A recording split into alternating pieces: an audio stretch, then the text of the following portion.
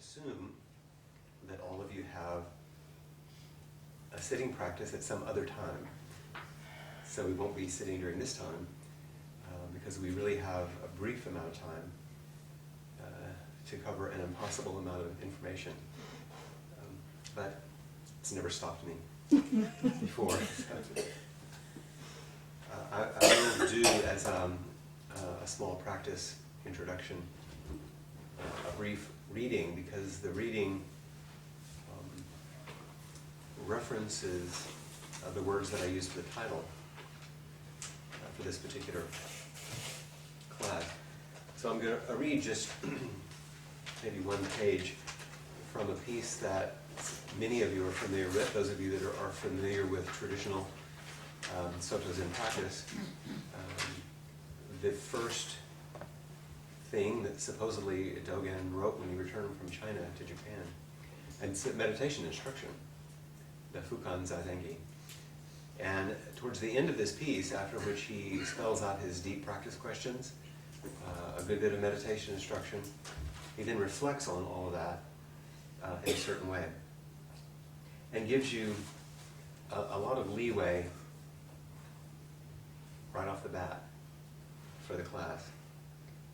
He speaks of all the different skillful means that his teachers in China used. And he says, this being the case, intelligence or lack of it does not matter. So right after that, we're good. Between the dull and sharp-witted, there is no distinction. If you concentrate your effort, single-mindedly, that in itself is negotiating the way. If you concentrate your effort single-mindedly, that in itself is negotiating the way. Practice realization, he used the characters for practice and awakening together, not practice in order to awaken. Practice was an expression of awakening. Practice realization is naturally undefiled. Going forward in practice is a matter of everydayness. In general, this world and other worlds as well, both in India and China, equally, and I will say the United States, equally hold the Buddha seal. And overall prevails the character of this school, which is simply devotion to sitting, total engagement in immobile sitting.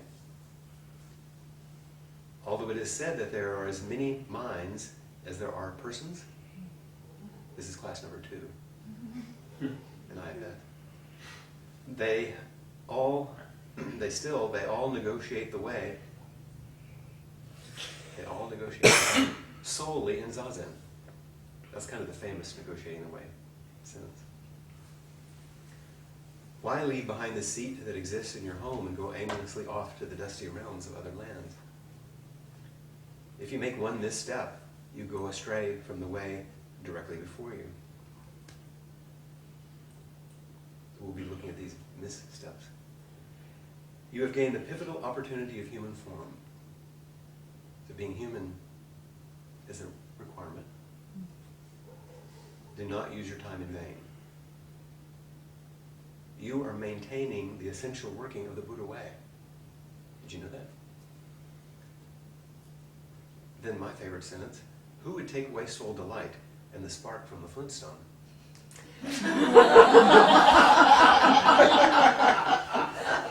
Besides, form and substance are like the dew on the grass, destiny like the dart of lightning, emptied in an instant, vanished in a flash. He's basically referencing the Diamond Sutra in that line. Please, honored followers of Zen, long accustomed to groping for the elephant, do not be suspicious of the true dragon. So there's some references there to ancient lore, but talking about our grasping. Devote your energies to the way that directly indicates the absolute. And he talks some about old teachers. But he says, constantly perform in such a manner and you are assured of being a person such as they. Your treasure store will open of itself. Your treasure store will open of itself, and you will use it at will. So negotiating the way is a nice line that indicates you have gained the opportunity, the pivotal opportunity of human form. What's it like to follow the way or to take a step? What would it be like to move in such a way so that your treasure store opens at will, opens up itself, and you can use it at will? That would be a nice way to think about being free in your own life, which is what this series is designed to point to.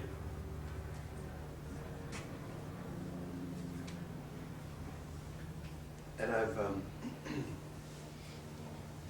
I also want to say, in sort of preparation for this series, that I divided it into 5 segments. Now, you notice the subtitle is Skillful Means and Invitation to Freedom. So this is an emphasis on skillful means, on upaya. This is not a class on Buddhism, really. It's actually not a class on Zen. It's a class that I developed because people badgered me. And really, the behind-the-scenes real reason is because so many people said, how do you do what you do? You know, when you work with people, in practice discussion, in inquiry, in the way that you teach, what are the things that you draw on?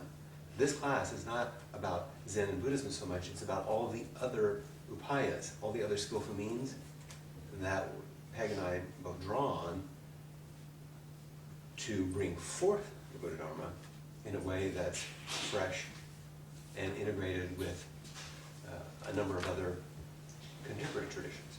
Does that make sense? Mm-hmm. So, tonight's class, and what I started with in my thinking was the application of mindfulness, since it's foundational, both in the Buddhadharma and in the kind of work that we might do with people. And I'm using Hakomi, which is a mindfulness-based psychotherapy, as the model for that. Some of you may have read some of the things that I sent out, some may not. But even as you read that material, which is designed specifically for people that are training in psychotherapy with Hakomi, it's not that hard to translate, is it? You can see. So that's what we'll be doing tonight. We're reviewing that in a way. Next month, we're going to talk about multiplicity of mind, the way that we're not one consciousness, really, and the internal family systems model. The PowerPoint that I'm going to use for the class next month is basically the same PowerPoint I used at the Internal Family Systems Conference in Boston 3 months ago, in which this presentation was the lead plenary session to open the conference. And the title of the presentation was, If the Buddha was an IFS Therapist. So there'll be an integration of these things. So we'll start with mindfulness, then look at some skills about working with what arises in mindfulness. The third month is looking at human development as Dharma gates, how we come to form these things we call a self, and later more complicated and sticky things called personalities. And then do those really difficult things, which will have relationships.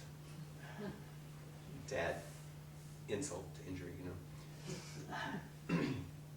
But in the fourth class, we're going to look at relationships, relationality, and mutual causality. Essentially, how contemporary views on relationships and interpersonal neurobiology are actually reflections of mutual causality, which is the primary awakening of the Buddha under the Bodhi tree, by Ticca Samadaya, mutual causality. We will then, at the end of the series, look at the Bodhisattva's life, how that is essentially the same as a full human life, and how that opens as appamada in response to the Buddha's last words, how he suggested his followers carry on after his death. So each of these is about a year's class. Or two. So and each of them could be not only a class, but a training. And this is one of the keys I'm going to talk a little bit more about. But at least with this overview, over these next few months, you'll get a taste of the resources that I tend to draw on, and that I think are good upayas, or reflections of contemporary practice in the world, and that begin to sort of open the Dharma gate for us to realize some of the things that Dogen was talking about. This is not a Dharma gate in China, it's actually Machu Picchu. But it's pretty. So, the title for tonight, Applied Mindfulness and the Hakomi Way. When I teach Hakomi in a number of settings now, we often call it applied mindfulness rather than using Hakomi. But there's a way in which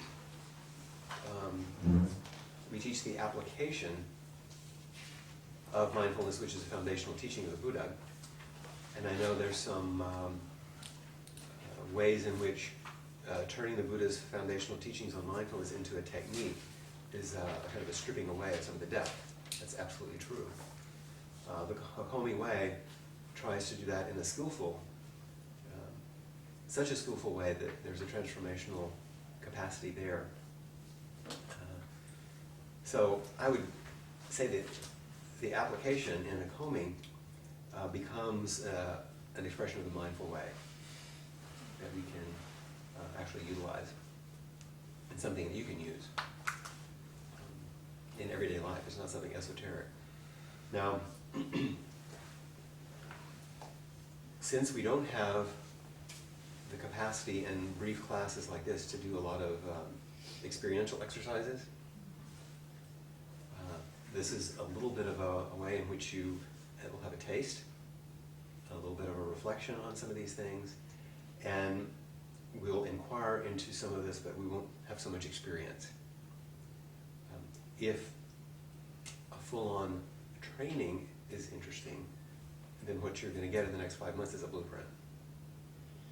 And then that could open up. Right now we're just going to kind of inquire into it, just like we do in these chairs every week. And we'll use experiences from our lives to talk about it, rather than doing the full experiential training. So, I know some of you in the back won't be able to read the words that are about to come up, but I'll read them to you as we begin to open up ideas about mindfulness. And I know some of you are psychotherapists, some of you have no particular interest in that. So I'll go back and forth in speaking about this as a therapeutic method, and also about as a fundamental Dharma practice. Here are some definitions that reflect on that. Hinipola Gunartana, who's written a book which some of you have read called Mindfulness in Plain English.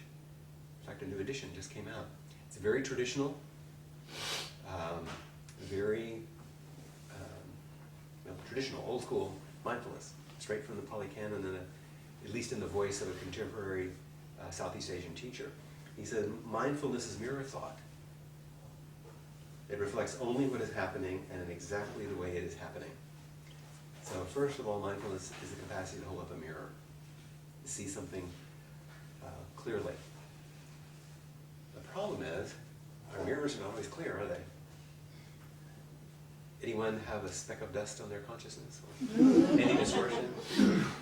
But you're human, that way you can do the bodhisattva way, which is required. Another definition from Chogyam Trungpa, who is quite a creative Tibetan teacher, who many of you know, he said, according to the Buddhadharma, spirituality means relating with the working basis of one's existence, which is one's state of mind. The Buddhadharma is working with the basis of one's existence, which is one's state of mind. The method for beginning to relate directly with the mind is the practice of mindfulness.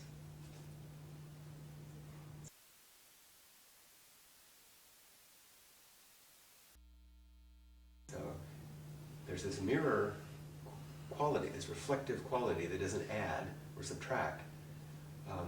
And Trungpa is also saying that this is a way in that kind of clarity is a way in to begin to investigate what's actually going on in your heart, mind, and body, I'll say. Mind doesn't mean just brain. Is that an okay definition in that? And then there's another piece to this puzzle which is interesting. We could probably be reflected on more next time. Robert Thurman, the contemporary teacher, says, sitting quietly and listening carefully to yourself, you can observe the main voice, or I say voices, in which your thoughts recite themselves. That's a lovely definition. Have you noticed this? That if you sit quietly and listen carefully, you observe the voices in which your thoughts recite themselves. And there are a multitude, right? So having a reflective consciousness in which you can see how your mind, body, and heart operate, and all the ways in which it sort of speaks back to you, suggests that mindfulness is not only reflective, which is the traditional view, but it's also engaged. And so we're going to give you a few examples of that. Most of us think about mindfulness in psychotherapy, those of us that are therapists, as a very, very important thing these days. It's kind of a hot topic. There are entire programs at the University of Texas based in this beautiful capacity. And all of us that are here are familiar with mindfulness and spiritual practice.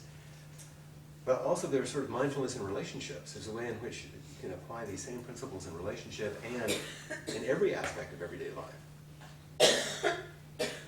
And opening to all of these ends up sort of shedding light on and illuminating the sort of vastness that we really are. What's often called the sky-like nature of mind. But only if each of these areas is attended to with some full attention. So mindfulness is a mirror of thought, just like the lake. And most of us understand the reflective quality. That's pretty easy, isn't it? Understand the reflective quality of mindfulness? But we don't often have as much emphasis in traditional Buddhist practice on the engaged part, which I just mentioned. It's not just witnessing. There's witnessing, but there's also a meeting. There's an intimacy. Mindfulness isn't just a cool, detached witnessing. There's an immediacy in it. It's spacious, like I just said.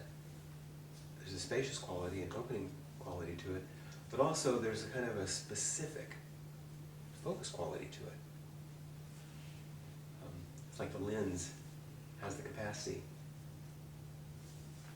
to get very, very close and also have a very wide angle.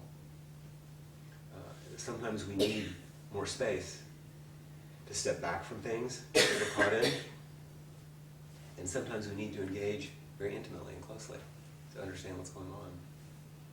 And so this reflective and engaged quality has this spacious and very specific capacity. So that's sort of intellectual stuff around it. Does that make sense? Any questions or comments on all that? They seem ordinary? Okay. But it's good that we know that we're talking about the same thing. So I'm going to show a very small segment from a movie that was out about 15 years ago, The Horse Whisperer. And I'd like us to think about, the reason I'm showing this is because it doesn't have a lot of words, and it's not about working with a human, although there's that. From everything we've talked about thus far, or I've talked about thus far, see how many aspects and qualities of mindfulness that you see in this just few minutes that I'm going to show you. And notice what is the primary skillful component of mindfulness, this reflective, engaged, spacious, and specific, that you see in this segment from the movie. Okay? Right. So, hold on for a moment while we shift.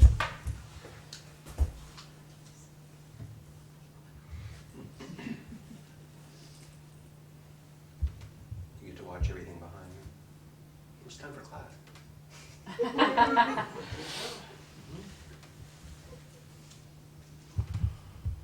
You want to enter full screen, I think. I do.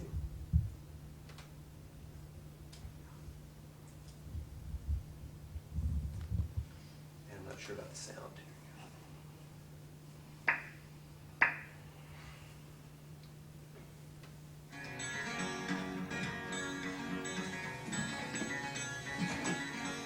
What?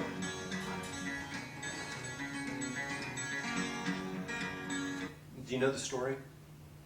Some of you don't. There's this horse belonged to a family. A little girl got hurt. This horse is a little wacky.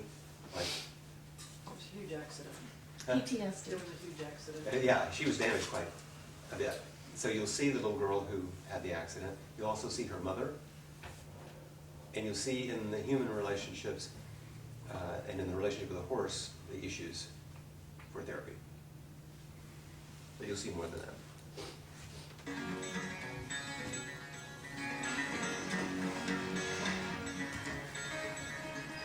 What's he doing?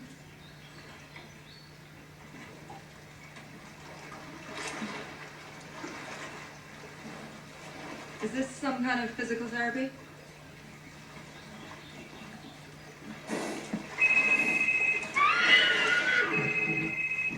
Hello? Hello? No, you're breaking up. Hold on. Let's clarify with him. Just to pull him back, we'll never get him out of there.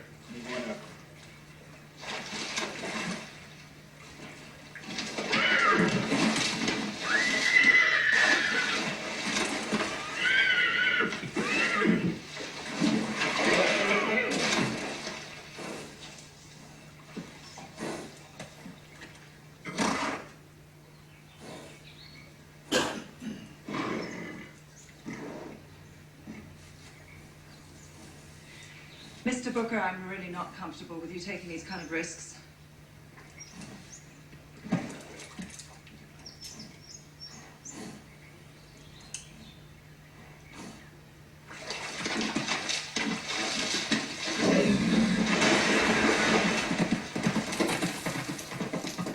God!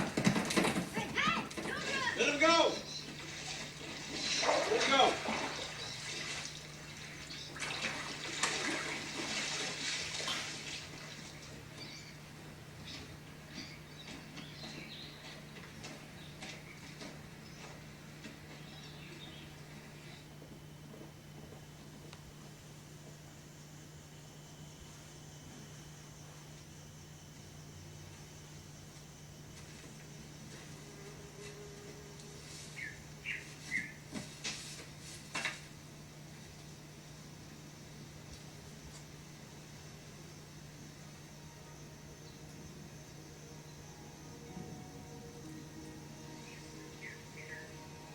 Does that hurt you?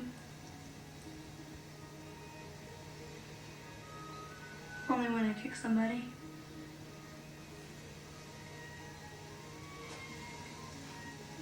Don't you go to school? Taking a break? Don't you? School terms out early for us, so we can work the ranch.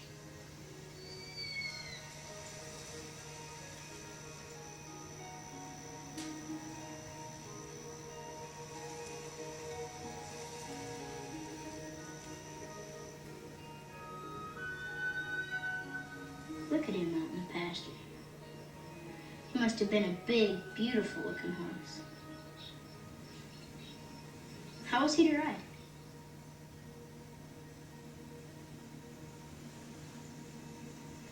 Excuse me. I've got chores to look after.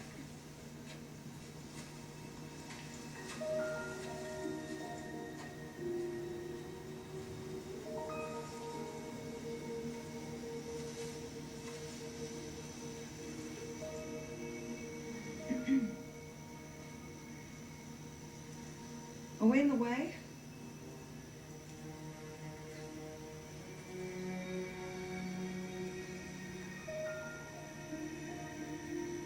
Should we leave?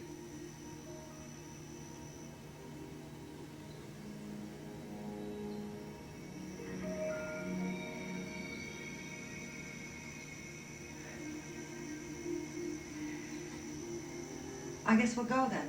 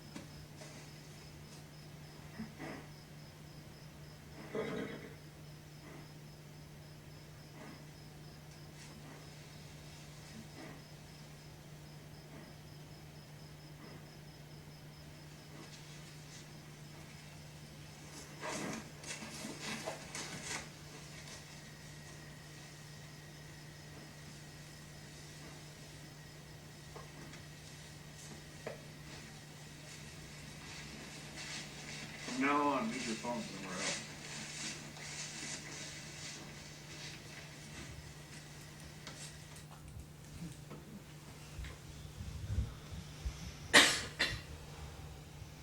So what did you see? What qualities? What do you feel watching that? Deeply touched. Why is you touched? What's touching? What was touching for me was just the communication that he had of trust, How did he communicate that? Insanely. waiting and intention. Waiting and attention. And intention. Intention. And he gave him lots of space. Lots of space. But was still engaged. But was still engaged. But it's engagement that isn't trying to control. Right. No control.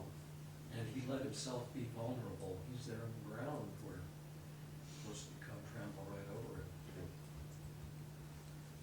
I think he tried to feel inside what the horse was feeling and respect the horse. And vice versa. There's a great deal of understanding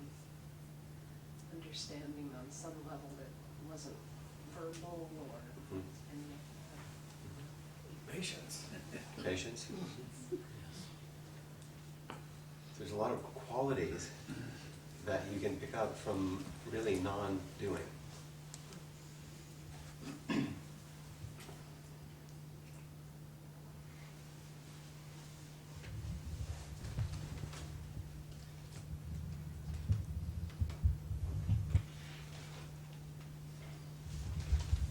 Qualities that you mention. And by the way, it's a beautiful movie. If you want to see that dramatic Hollywood work in actual practice, rent a buck, Yeah. and you'll see the actual work. Yeah. He actually helped Robert Redford do most of that, by the way. So, these kind of qualities you can feel in your body, can't you? And this is Ron Kurtz, the developer of the Hakomi method, who died 1 year and 2 weeks ago. And Donna Martin, his sort of right-hand woman, with whom I've trained and taught quite a bit. So all of this comes together in a kind of a spacious kindness that opens in a way that's very similar to what Appamada stands for. So those qualities are described by John Kabat-Zinn, who's probably one of the best people who has brought mindfulness practices to both psychotherapy and medical practice. He says, an operational working definition of mindfulness is the awareness that emerges through paying attention on purpose in the present moment and non-judgmentally to the unfolding of experience moment by moment. So all those qualities that you just saw in the film are founded, and we're not going to spend much time on this, the 4 foundations of mindfulness, because you can study this quite easily in the Buddhist text. But the 4 foundations the Buddha taught, and the Satipatthana Sutra, or in the Anapanasati Sutra, which is the full awareness of breathing, was the first foundation is the body and the breath. The body just as the body, the breath as the breath. Mindfulness of sensations, pleasant, unpleasant, neutral. Like when you let yourself be embodied and begin to just notice, I have this body and I'm just in this mirror, reflective, witnessing state, sitting in meditation, you start noticing not just that you have a body and a breath, but there are things you kind of want and things you kind of don't want, in ways that you kind of space out. These sensations begin to move automatically on their own, and very quickly on their heels, of course, you have feelings, which aren't just, they're emotion thought, not just what we think of as feeling, but emotion and thought together. And as soon as we notice we're in the body, we have orientations in the world, which is basically, you can see, grasping, aversion, and delusion. The mind kicks in, and then we even start reflecting on our own thoughts. So we can have mindfulness of these objects of our mind. I'm now thinking. I'm not going to have enough time tonight. We begin to think these things. So these are foundational. This is something that we've done retreats on, and that you can learn a lot more about. But it's important to have them in mind, because focusing on the body, noticing how we orient with our bodies and our minds, how it shows up as pleasant, unpleasant, and neutral, how our thoughts and feelings just immediately spring from that, and how we reflect on it internally. All of that is just a kind of in every moment of experience, it's like, boom, right? It's just one thing. In mindfulness, they begin to separate a bit. Here's how Ron talks about it. So you can get a little feel for the guy himself.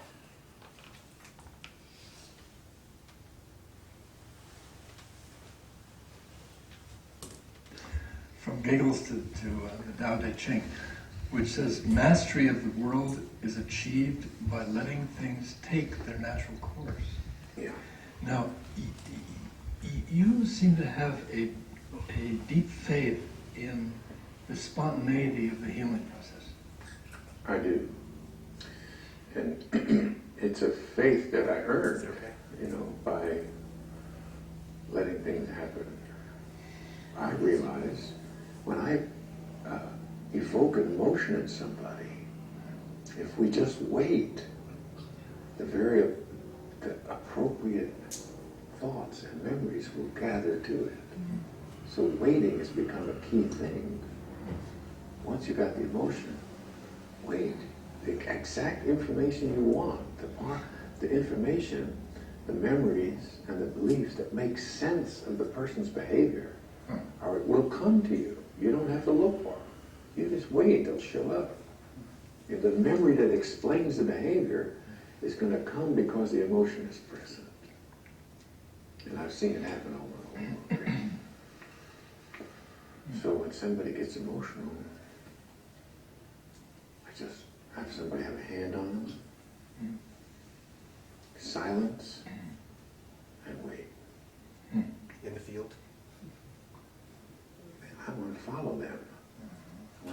process to unfold spontaneously, take its natural course. Yeah. And its natural course is not me interfering, me asking questions. That's not it. I do an experiment that starts a process. It's a good experiment, it starts this process. And then I follow it. How does touch come into it? Let me first tell you a little story. When my daughter was maybe 2, my wife was holding her like this, and my wife and I were talking, and just jokingly, I started to make believe I was sad. I went, you know, just fooling around. This 2-year-old baby girl reaches out, puts her hand on my shoulder.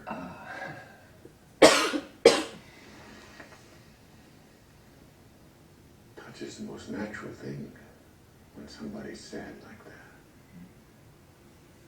that. If you become sad, and I put a hand on you, and I stay silent, it's a signal, first of all, that I understand that you're sad, I'm sympathetic, I'm present, and I'm waiting, I'm patient with you. Those messages really help you stay with your sadness, and help you deepen it if it's going to deepen. And like I said before, you need to allow that sadness to draw meaning out of the memories and out of the beliefs. So touch is essential in this case. What was the first experiment in mindfulness? How did that? Well, this woman was talking, and I had her in a Buddhist posture, right? She was standing up with legs bent a little bit, and she was talking about herself, and I could hear in her talk about herself that she didn't think she was a good person. And I just thought, you know, I was also practicing mindfulness. I was a student of Buddhism, and I was meditating. And I asked her, okay, why don't you, because I just wanted her to notice what would happen if I told her the opposite. So I asked her to get quiet and calm, and I don't know if I used the word mindful, but just to notice what happens, get calm and notice what happens. And I said to her, you're a good person. And she started crying. When you work with a client, what are your first steps? Well, the first thing I do, you know, I have several things going on at once, but my primary responsibility at first is to bring myself into a state of loving presence, and that usually requires that I find something about the person that makes me feel compassionate, loving, inspired and curious, you know. So I spend time getting ready. Now that might only take 15 seconds. And at the same time, another part of my mind is trained, you know, just like I've got a part that's breathing. I don't have to stop breathing to do this. Another part is trained to really study the person for indicators and signs of their present experience. All those things are going on at once. So it was a gradual evolution out of that forceful techniques. And at first I was enamored of the techniques, you know, I borrowed people's techniques. And then I realized, wait, there's a whole set of ideas that tells you when to use a technique, and that's called a method, right? So then I focused on the method for a while. Then I realized, wait a minute, there's a relationship involved. That this whole thing is taking place within this relationship. Called it the healing relationship. So then I thought about that, studied that. Then finally I realized, well, that whole thing comes right out of your state of being. The therapist's state of being is what creates the relationship.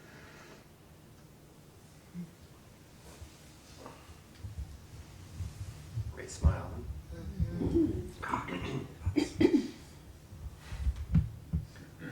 Fun to watch that smile when he was sitting right here in this room doing the training. So that, once again, we could spend an awful lot of time just on that talk, right? There's a tremendous number of things he said. It's interesting that I wanted you to watch the horse piece first. See that you could tell what was going on, and then having the guy who developed the method say exactly what you said you saw. Because you said almost all the things, didn't you? You know this. And if you take therapy out of it, for horses, and you think about what does it mean to sit on a cushion and attend to oneself, or what does it mean to sit on a cushion in front of a teacher and be attended to in that way? You see those qualities, right? I hope that you see them. So we mentioned at the end these 4 things: technique, method, relationship, and state of being, all of which make sense. And in the handouts that I gave you, I think most of those were talked about a little bit. It's okay. And in the Zendo, or in the practice discussion room, we also have important techniques, right? The technique that we use is meditation, or zazen. And there's a method to our madness. That method we call the Buddhadharma. And there's, of course, an essential relationship, student-teacher relationship, but also Sangha members. So the students and teacher together, these relationships in which the transformation begins to move in our practice. And the state of being, of course, is being awake. So the essential unfolding that Ron was talking about can really be reflected in exactly our practice, whether you think of it as a counseling type therapeutic practice or our practice in Zen.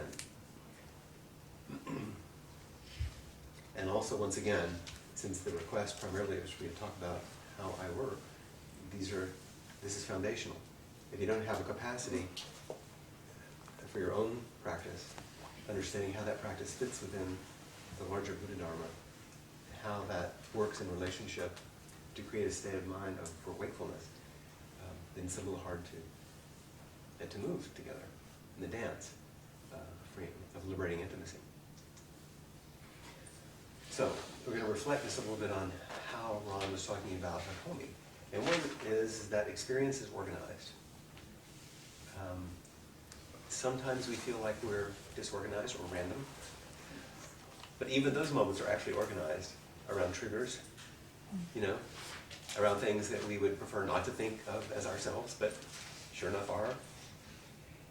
And we can best study the way our experience is organized in the present moment. And it's also best if we notice how it's embodied, what we feel in our bodies. That's why I ask you, what do you feel in your body when you watch the first piece? That's where we start. That's also, remember, the 4 foundations of mindfulness? What was the first one? Body and breath. Body and breath. That's right. In the present moment. And the 4 foundations of mindfulness really help us begin to realize how our experience unfolds. There are more teachings, the 12-fold chain of causation. There are a lot more sophisticated teachings which open up that whole process. But basically just the understanding that this isn't some weird, random, opaque thing that's going on. We can come to understand how we're organized. And sitting on a cushion is one way. Sitting in front of each other and supporting each other is another. Sometimes exploring our inner worlds, what may look like therapy, but once again it's a blurred line here, also helps us understand, and that's best done in a relationship. If we want to see some clarity about these things, then we do what Ron was talking about, we do small experiments so that things can begin to come out of the misty background here. A friend of mine took this in China. So we gently evoke experience by these small experiments so that experience can emerge. It tells us something.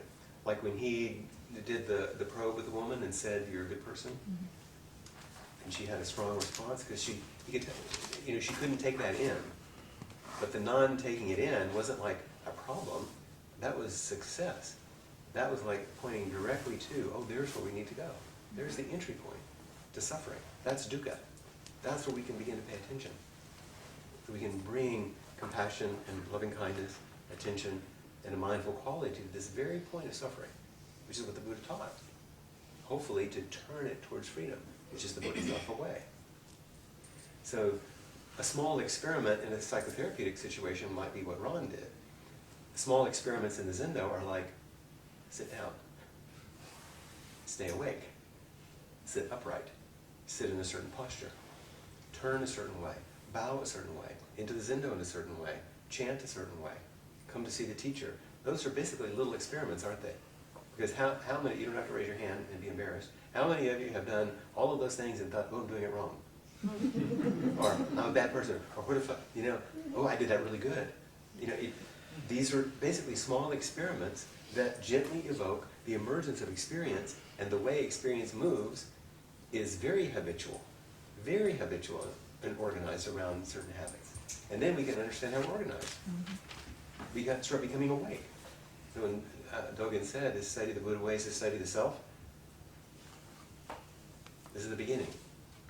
The study of the self is to forget the self. It's not like to go blank. It's to begin to not be entranced by the ordinary apparent solidity of self. Begin to see through it. And this is what helps us if we study in mindfulness. We can begin to open these things up. Also, the study that we're doing is best done in an assisted fashion. Those of you that do retreats here, you know that almost every retreat, we're doing things that are shared. We're not just sitting alone. We sit to open the ground, which is our work. Then, as that ground and spaciousness opens, we turn towards each other and do little experiments, and then all hell breaks loose now. Things begin to be evoked, right? And you learn something about yourself. And then you go back to sitting, and you can begin to integrate and see deeper because you've been helped. Someone assists you in this process, in mindfulness and in loving presence, in that capacity for kindness and spaciousness and invitation rather than intrusion. So we began to learn about what opens both in and between. Is this little pathway making sense? And I'm trying to make it as small a steps as I can so that it's obvious what you do. And there are certain principles that Ron usually taught, and he made them in various ways. The first is nonviolence. And there's a list of those in your handout, by the way. You don't need to look at it now. But nonviolence is basically what John mentioned earlier in terms of not having an agenda, not trying to push anything. And you saw profound nonviolence in the movie segment, right? In a situation in which it would be easy to be violent. Actually, you did see violence. Where did you see it? Huh? The phone, not the horse. The horse was just reacting normally, in habitual ways, based on the organization of experience, based on his background. The violence was the mother. So the principles of working in this way, the principles of working with you in Dokuzan or practice sessions, first is nonviolence. We don't have an agenda to make you different. It doesn't even cross our mind particularly, really. And I'm not going to intrude. I'm going to make some space and see what's there. Often in inquiry, people will say, why do you just sit and listen so long? Those people are like, come on, they need to get with it. They're going to talk forever. And no one ever talks forever, do they? Eventually I stop them. But if you can't wait in that field, they'll never come to you. Nonviolence is essential. Organicity is the next principle that Ron talks about, and this is just, he was a scientist, literally, trained as a scientist. So he had this sense of what it means to understand how human organisms coalesce and how they hold together. There's a quote, it's the reason I have this, from Gregory Bateson, which he used. He said, "We deal with the products of the world's tendency to generate parts out of wholes, made up of units connected together by communication." So I'll say that again. We live in a world that has a tendency to generate parts right out of wholes. In other words, divide things up. And you do that by being violent, basically. Made up of units connected by communication. And that does not mean just this kind of communication, like the unspoken kind, communication between your boot and the grass. I mean, every kind of intimacy and communication. There's an organicity. Everything is responding to everything else. And we can begin to open to that. It's actually the gateway to understanding interdependence, is organicity. The next principle, unity. And I'm looking at these because I wanted to remember the way Ron talked about them particularly. This embraces connection and interdependence. That not only is there an order, an organicity that arranges things, but there's also a unity principle. There's a sense of oneness that's being expressed in that dynamic organicity. Does that make sense? There's a oneness that's being shown there. And it's expressed, just like in our confession, when we chant, born through body, speech, and mind, it shows up in this mind-body wholeness. You don't want to segment things out. One thing that Ron used to talk about a lot in his training is, he said, even asking questions can be violent. And what he means is, it doesn't mean harsh and destructive. He means that it goes against organicity, unity, and mind-body wholeness. Because you can see something emerging. Actually, the little boy was good at it. He began to try to make a connection, but he was good at what Ron calls noticing indicators, right? He could see the indicators, not just in her words, not just the, yeah, it hurts when I kick somebody. That's easy. But what else was he looking at and noticing? Body language. Body language, facial expression. It wasn't hard to get that stuff. But you could tell he was sensitive to it. And then he made some space. So this is what's meant by that. Of course, we're doing all this in the present moment and mindfully. But these are the primary principles that allows things that are quite delicate to be understood, how they hold together, and also how they move. Yeah. There was one more piece of organicity that you talked about, which is Turn around so they can hear you. Make sure they hear you. living systems are not fixed, they heal. Mm-hmm. And they heal themselves. If you adhere to the other principles, which means making a context in which healing can happen, instead of getting in the way, forcing. Remember Ron said right in the beginning of the interview, I've learned to wait to see what's needed, to see what's going to happen. Sometimes the light comes on, sometimes it goes off.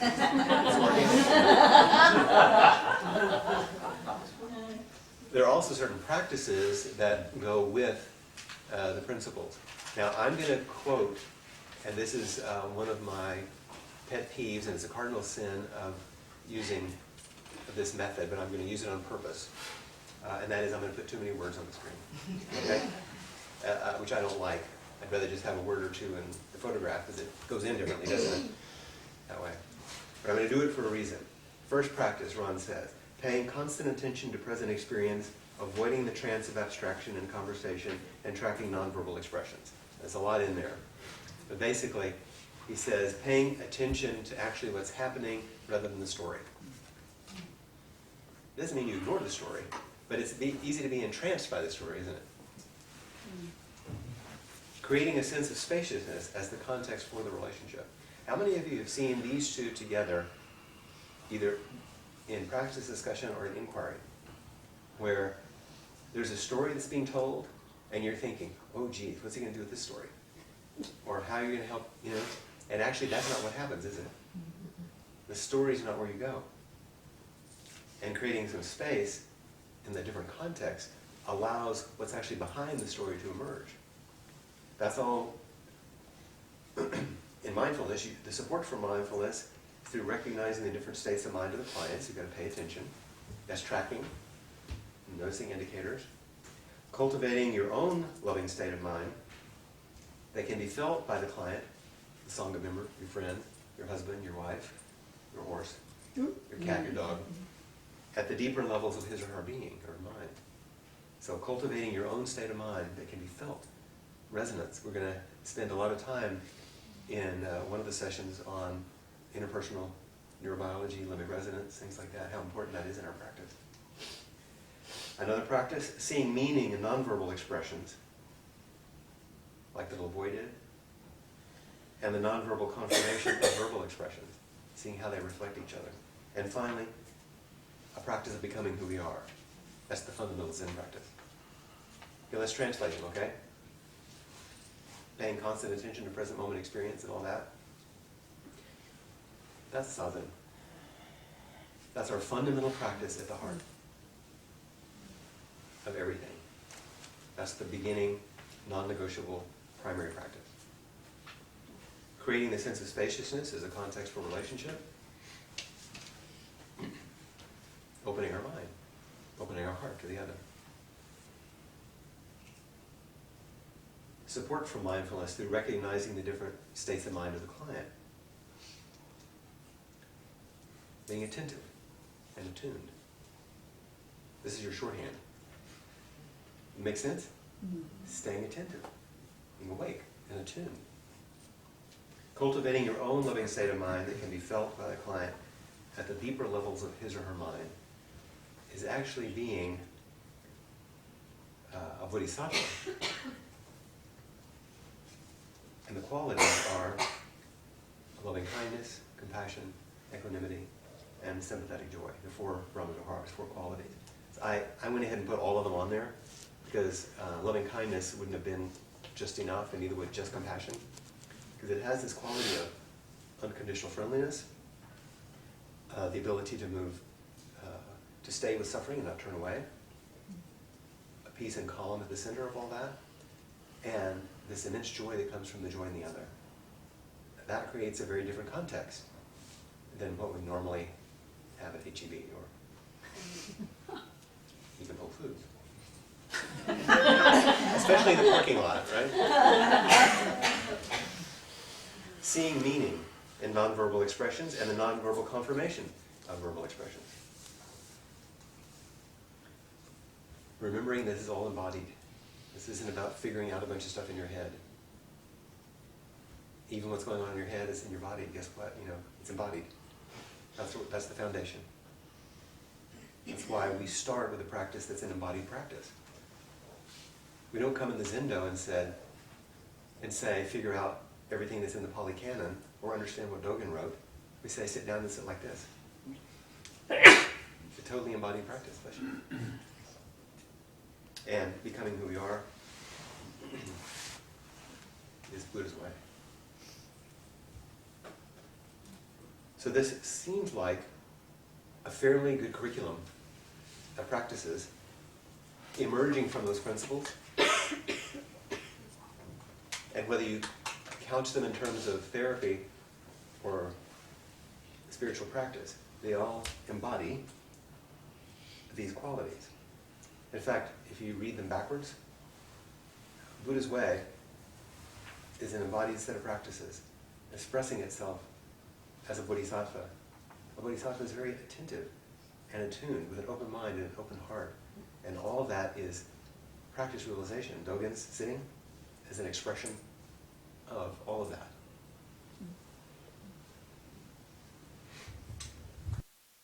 Integrity of mindful practices and what we're doing. Is it making sense?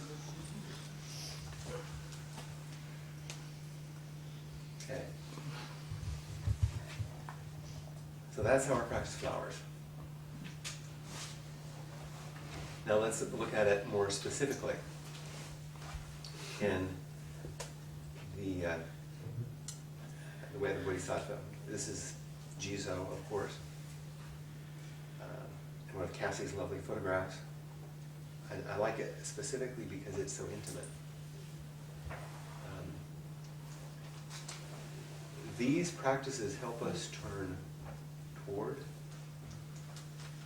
and meet life as it is, which is, remember, was Joko's way of speaking of Buddha, life as it is. It's a function of wholeness, life as it is. The whole thing is Buddha. Not an old guy, but Buddha, life as it is. And these practices help us meet life as it is. We see how it's organized. We see how we divide it. What it's like when we begin to accord with life actually as it is. They're my two favorite quotes that I often use in teaching.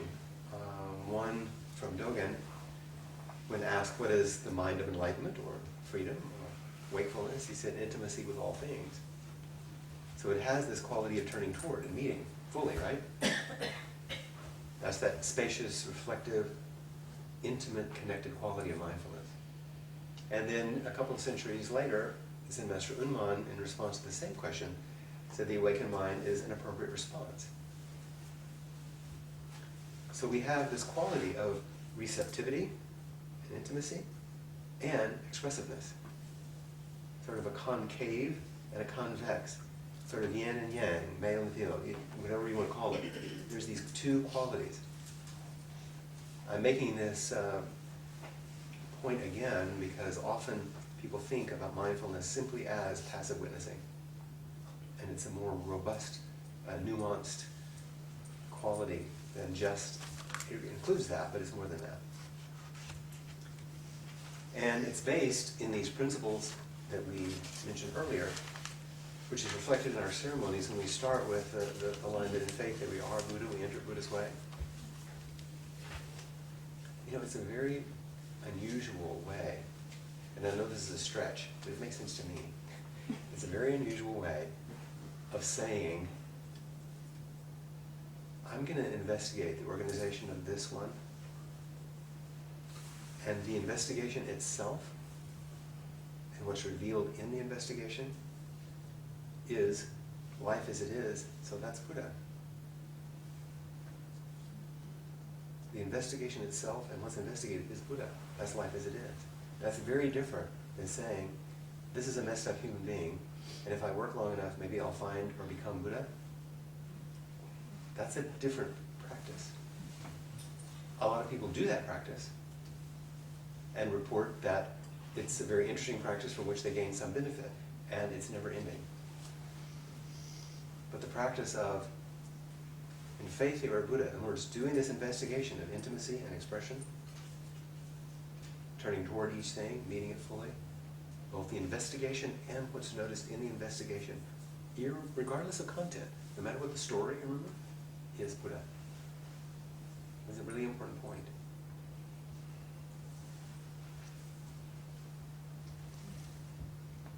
Okay, this one you really hate. This is in your handout, don't worry about it. I'm going to read it to you. We don't have a handout yet, right? I sent it an email. Yeah. If you got okay. Okay, this is for the client. I'll tell you why I have this here. This is some of what Ron used to give to a client when they came in to tell them what he was going to do. Because people come in and have a million ideas about what they think you're going to do, what a therapist is and what a client is and how they're going to. Well, guess what? When people come to a Zendo, they have a whole bunch of ideas. And then when they come see a teacher, they have even more ideas. And then projections and all that kind of stuff. So this is going to be in language for a client, but think, what if you got this when you came to see a Zen teacher for the first time? This method is not about talking about our problems. There won't be long speculative conversations about your troubles or your history. This method is designed to assist you in studying the processes which automatically create and maintain the person you have become. So, it is a method of assisted self-discovery.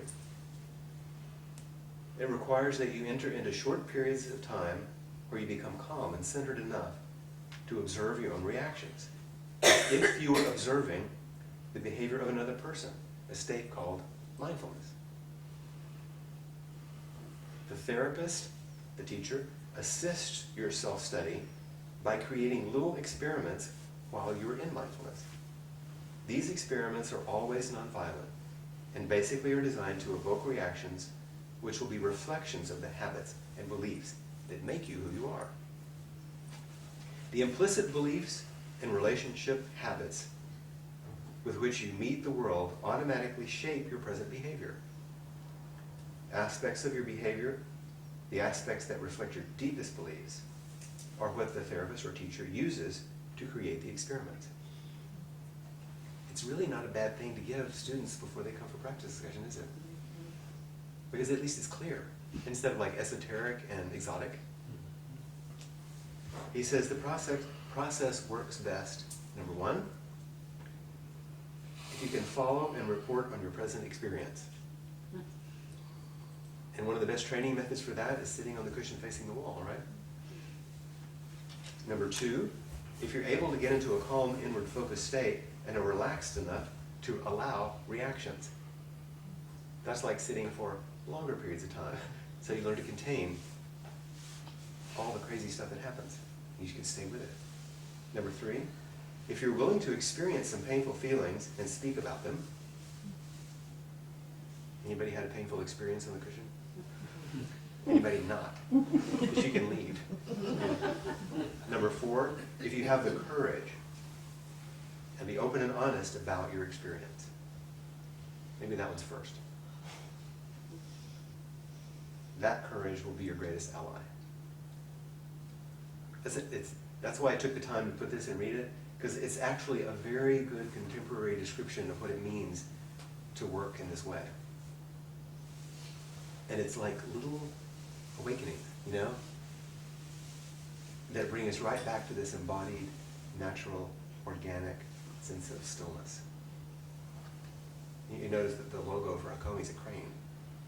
That sense of, you've seen a crane standing there, you know, completely still, but completely attentive. So here's the basics. What I'm about to run through in about 2 minutes is 3 years of training. At least you know what it looks like. And I bet, because of what we've talked about so far, you'll get every bit of it. You may not have the skills to do it with ease, but you'll notice it when you see it. And it'll make sense, okay? And if there's any one of them that you don't understand, stop me, okay? So if we're going to operate based on what Ron taught, then it's probably a good idea to start by connecting in loving presence, right? You know, it'd be very odd to sit on a cushion back there and have a student come see me and think, oh, great. Probably wouldn't be the best way, would it? You know, the old Dorothy Parker line. What fresh hell is this? That's probably not the best way. It'd probably be better to start in loving presence, because wakefulness sees wakefulness.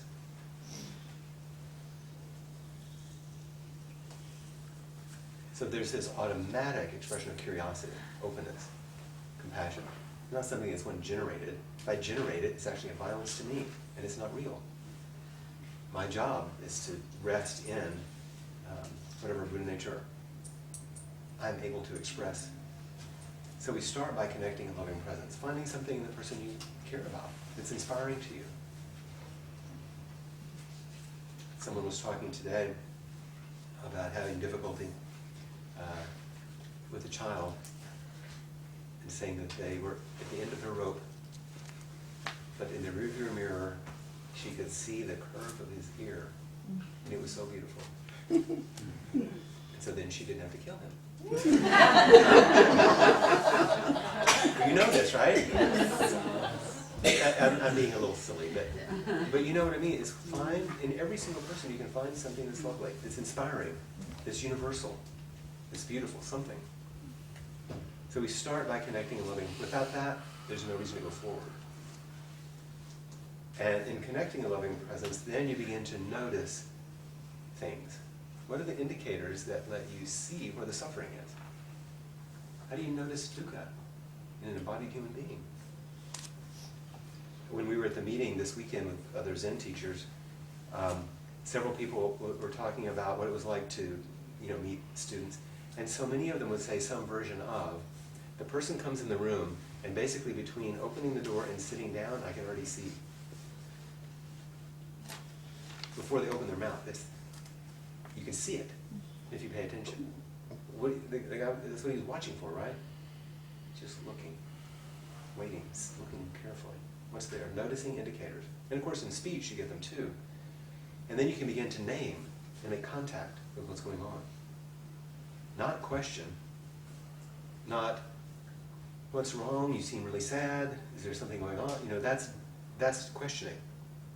Contact is like a little sad. That's not a question, it's just naming.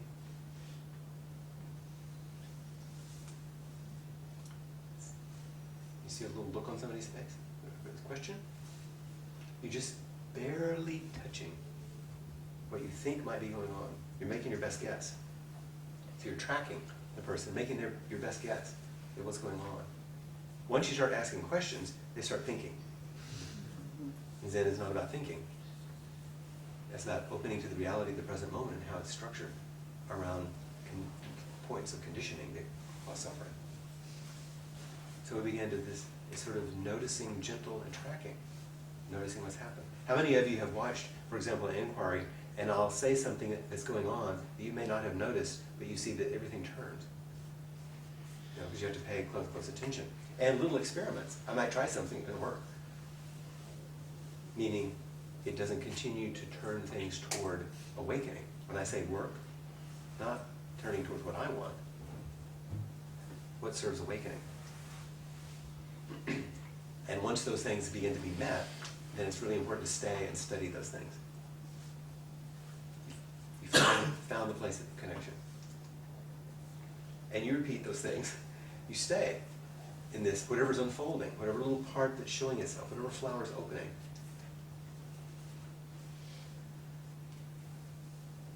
And I will guarantee you, if you're resting in loving presence, seeing Buddha in front of you, connecting with what's happening, staying, even if it's with a painful experience, staying with some aspect of dukkha or suffering, meeting it, nirodha, third noble truth, containment, holding it, that over time there's going to be some sort of relaxation or some sort of opening, some little turn. And that's going to feel in and of itself nourishing.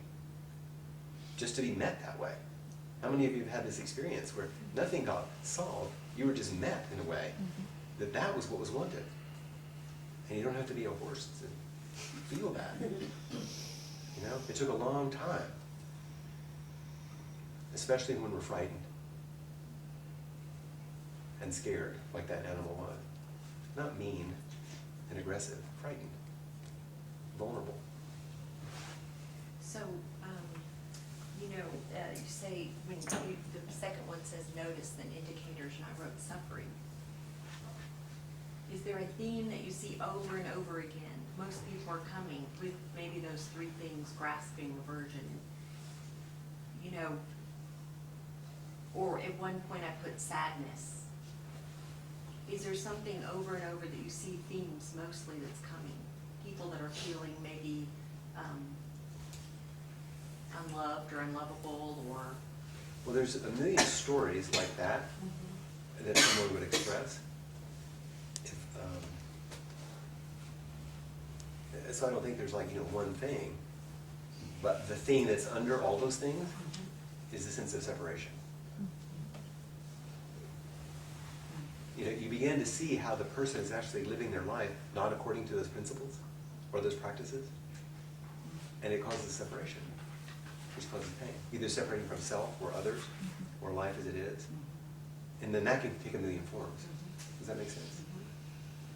So we're looking at ways to begin to open this up for the person so they can see it for themselves. This is assisted self-discovery. And just in the seeing itself, and in the opening, and the touching, and the intimacy, can become nourishing. And that nourishment then can be integrated and completed. Sometimes there's a sense of kind of relief. Continuing in loving presence, and then you notice something else might arise. So this is artificial, of course, just as a way to begin to point to things.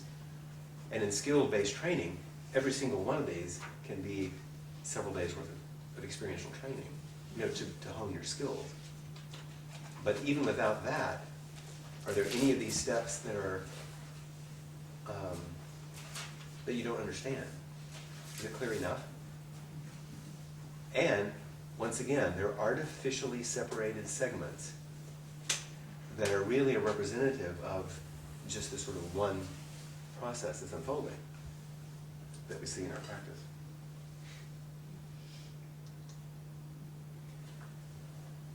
So we're going to spend a whole evening on some of these bits of research and its connection to the Buddhadharma, but mindful attention, as it's open, you get more and more spacious. It flows with these qualities that some of you know the work of Daniel Siegel, flows with curiosity, openness, acceptance, and love. Those of you that have been in any retreats, worked with a teacher, anything, have you noticed that there are times in which, as your practice moves, you become curious about what you might not have been curious about before? And that curiosity provides an opening. And not just any kind of opening, but an opening that also invites acceptance to what's seen. And that's basically called love. So which is your hand, Mary? Isn't that childish? Which one? Well, the bottom one and the one on the right. I have my two hands. This one? in there. I think they're both in there. I know, isn't that lovely? I know. Yeah, I love Well, you get to see your face too. Because not only, see, there's an acronym, COAL, that you can use. Curiosity, openness, acceptance, and love. It's interesting, you know, coal in your stocking sounds like a negative thing. Here's these positive qualities. But if you were to describe the qualities, you say, okay, what qualities do you want in a Zen teacher? Would those be qualities you would want? What qualities do you want in a Sangha member? What qualities would you like to express in Sangha? They're not bad qualities, are they? Well, they're actually the qualities that emerge naturally in mindful practice. Especially mindful practice that helps soften and remove some of the blocks to these naturally flowing qualities. No. So wakefulness also expresses itself. I say wakefulness here. In the neurobiology research, it's about integration. But I think it's the same thing in some ways. Wakefulness is flexible, it's adaptive, it's coherent, it's energized, it's vital, but stable, not chaotic. So your acronym FACES: flexible, adaptive, coherent, energized, and stable. In integration, these faces look pretty good, don't they? There's a bunch of people that have been practicing Hakomi for a while together. And so there's a flexibility, an adaptability, a coherence, an energy, a stability to one's mind. Wakefulness sometimes is thought of in esoteric or Asian ways as being somehow austere, divided, cool, esoteric something. I mean, it's not accurate, but that's so much. But really, these qualities are more like what wakefulness looks like. So, mindful practice, applied mindfulness, I've used the Hakomi way as an example because it's something that you can really follow. It is quite spacious. One time Sogyal Rinpoche, a Tibetan teacher, was asked in an interview, if you had to essentialize meditation, what would you say? What's the one word you'd use? And he's kind of a character. He said, spaciousness. Being spacious. Being spacious. Spacious. He was having such a good time, he was so thrilled with himself. There really is this capacity for making space where there's no space. Because doesn't suffering feel dense, or solid, or weighty, or heavy, or something? And this sense of, there's a little breathing, there's some space. But remember from our very first description tonight, it's not simply a spaciousness that is spaced out, but a spaciousness that illuminates a kind of a landscape. It illuminates this inner landscape. And it doesn't just illuminate our inner landscape, it also does it in relationships. That bright light we talk about, enlightenment. And by the way, these last three pictures were all taken last year at the sunrise on the island of Molokai, overlooking the leper colony, as the sun came up out of the Pacific. Spaciousness, spacious quality, illuminates, you begin to understand how we're organized and how that flows in relationship.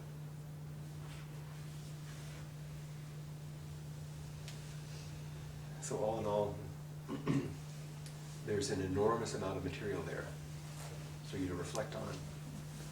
The two handouts describe some of Ron's way of speaking about this. I will probably send more references if you want about mindfulness itself, a little more bibliography, if you would like further readings. Would you be interested in that? Yes. Okay.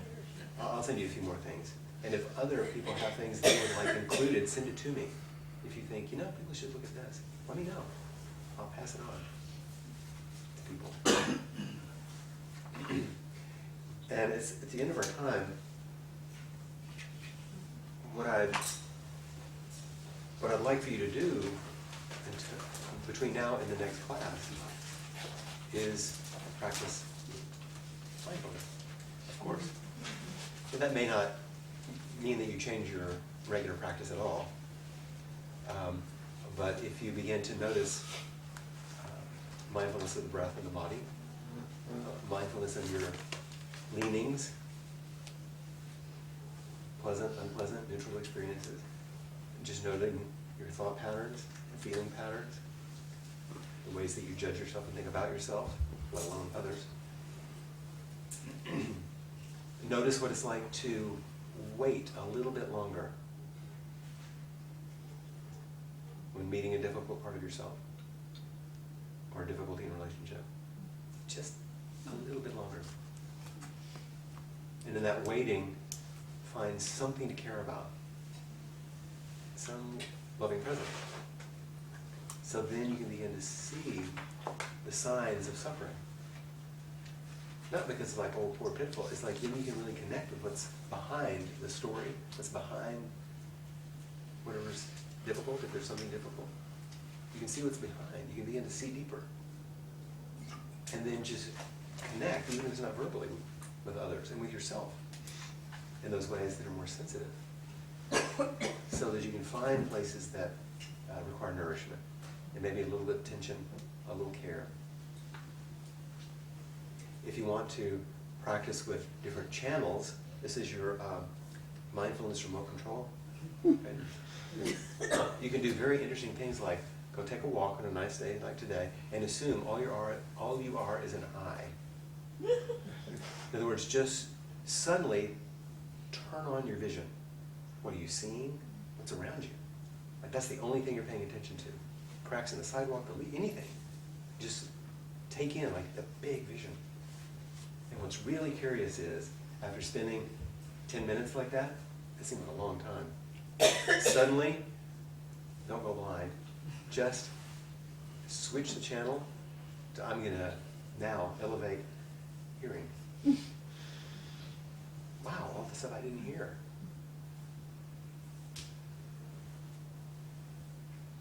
Or what about just physical sensation? Can you feel your feet on the ground? Can you feel the wind in your hair? Can you feel the sun on your cheek? Can you feel the pollen in your nose? What if you just pay attention to kinesthetic sensation? Or, you know, the pain in your back or your hip. Things like that that we all have at times. Play with, you're making it up all the time anyway. Your experience, you might as well learn that you have cable and that you have lots of channels that are all going together, which seem like a seamless whole, but it's an illusion. And it's fascinating to begin to try out the different channels on their own. And so these are practices that you can actually do, as well as just the practice of compassion and loving kindness in the world. So I hope that is enough and gives you something to practice before next time, in which then we'll focus a bit on a lot of what arises in that space of mindfulness that you're practicing opening. And we'll continue to see how we can turn each moment and each event towards liberation, which is the work of the Bodhisattva. Sound good? Yes. Good. Thank you. Thank you. If, by the way, you have not paid, our bookkeeper asked that you do so. And we will be happy to take your check, whatever you'd like, or you can pay online, of course. Any other questions?